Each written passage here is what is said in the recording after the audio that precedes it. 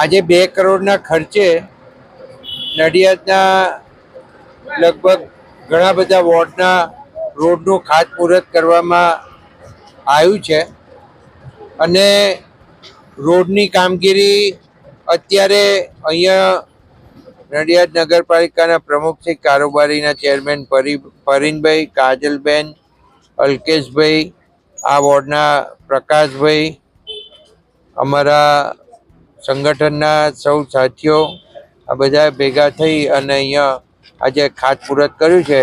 હું રોડના નામ તમને બોલી જાઉં છું અને એ પ્રમાણે રોડનું કામ થવાનું છે.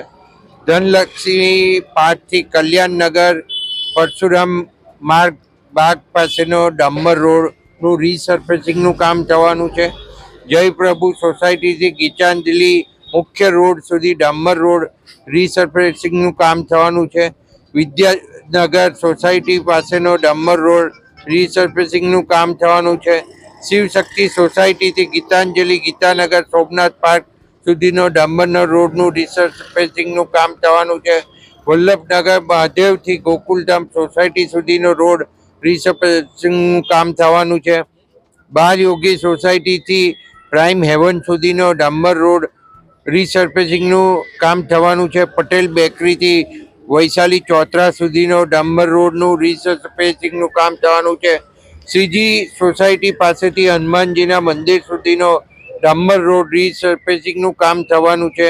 હરિકુંજ સોસાયટીથી સર્ક્યુલર રોડ સુધીની ડામર રોડ રીસર્ફેસિંગનું કામ થવાનું છે.